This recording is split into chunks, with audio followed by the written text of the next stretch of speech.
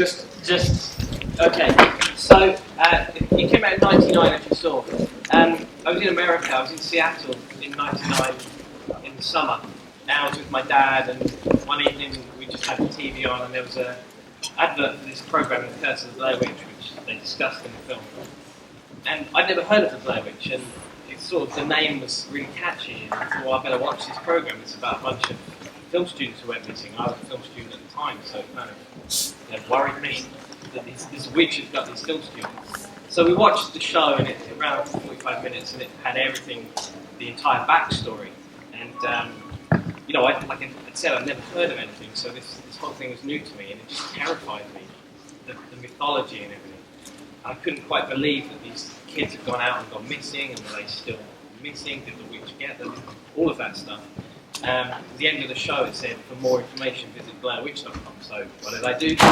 BlairWitch.com, and found the crime scene photos and all of this stuff. So I persuaded my dad, who's not a horror fan, that we would go and see the Blair Witch Project. And it was when it was on its limited run. So we got a bus into the centre of Seattle, and got to the cinema, sold out. All day, all the screenings were sold out. So I was like, what am I going to do? And the next day we were going home, so unfortunately I didn't get to see it then. Now this was back in the day when films in the States came out and you had to wait months and months before they came out over here.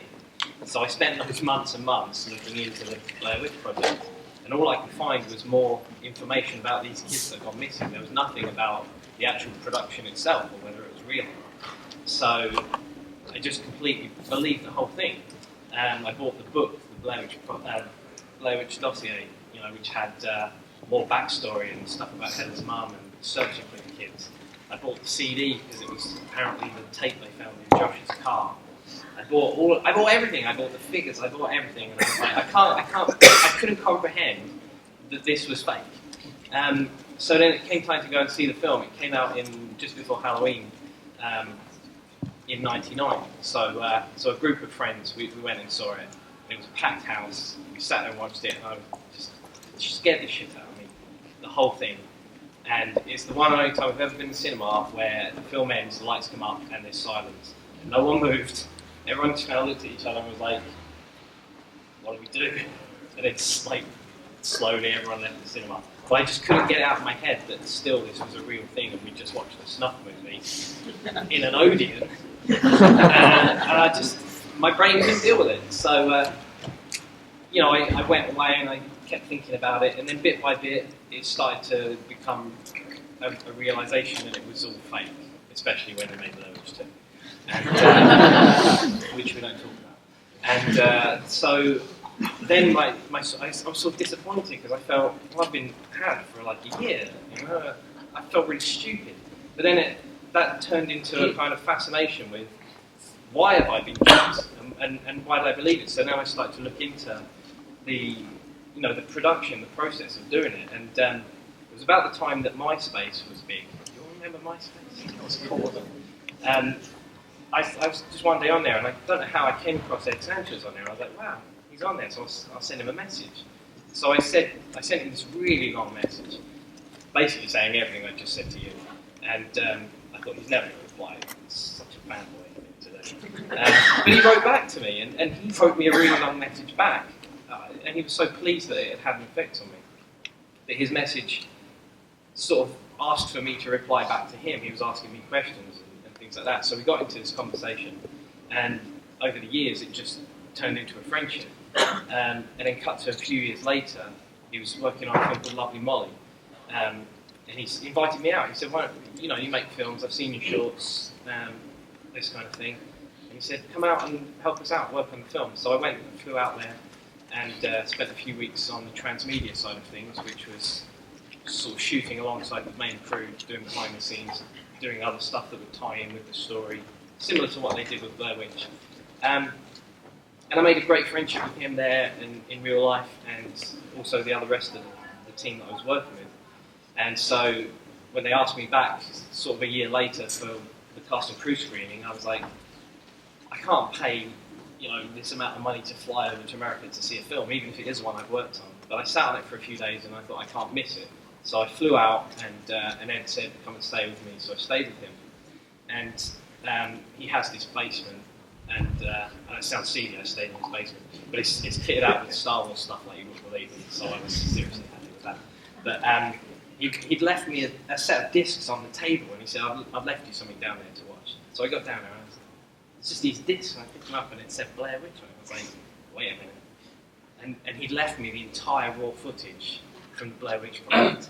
And so I spent a week watching like these 20 plus hours of everything that we shot.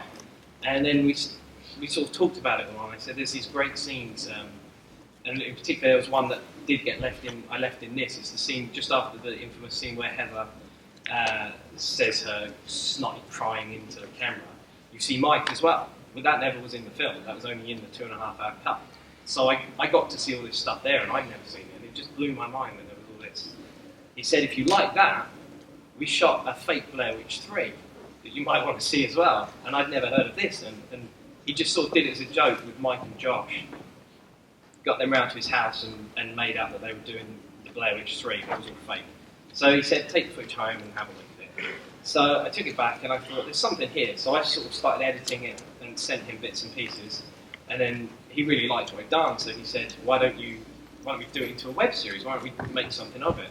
So I cut all of this junk that they'd shot into something cohesive, sent it back to him, and he was like, this is really cool. And they put it out online. It's called Four Corners of Fear. Maybe some of you have seen it. If not, you should check it out. It's a lot of fun. So then at that point, he sort of said, you're pretty good at editing, you know. I really like what you've done. And I said, well, I'm happy to edit anything else you've got. Obviously, just get some work.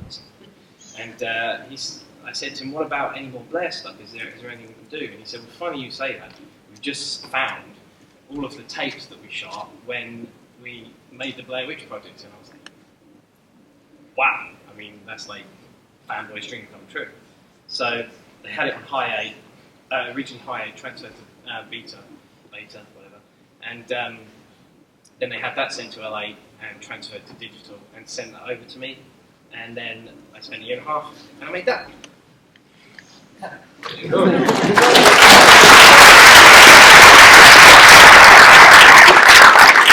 answered all my questions without actually asking them. So who's got some questions? We've got some nice prices, by the way. You can flog this on eBay for 35 quid. I've got one up here. Okay, there you go. There's a chap in the middle for the next one.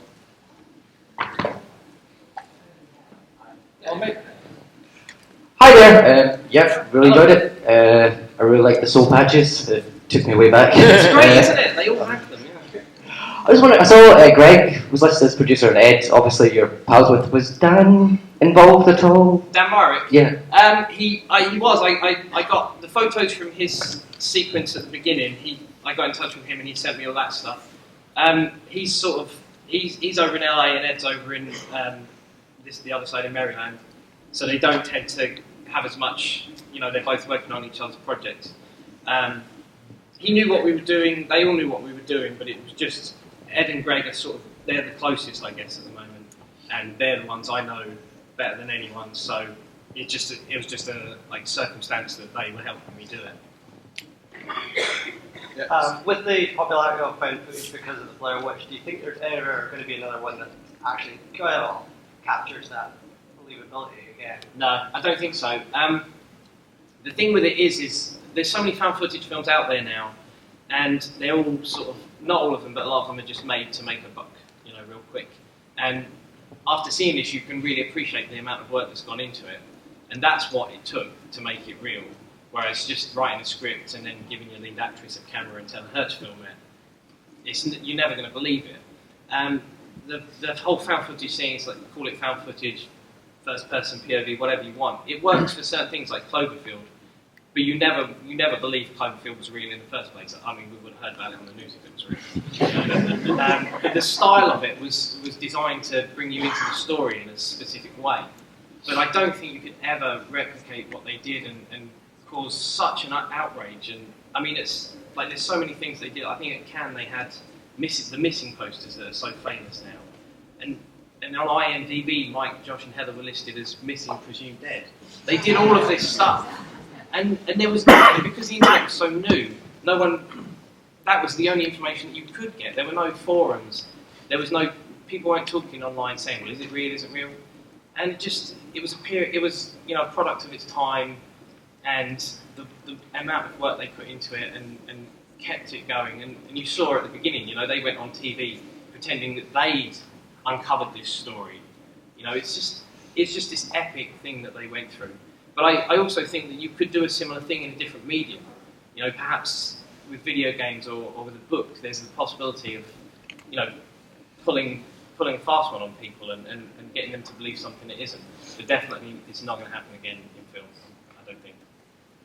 Probably will now. There's a hand in the middle there. You hinted that the experience. You hinted that the experience wasn't ideal for some of the people that were involved in the project. Can you elaborate a wee bit on that? Nice. Give him something nice, but no. There we go, the lady here. Can you keep your hand up? Yes. Got quite a loud voice too.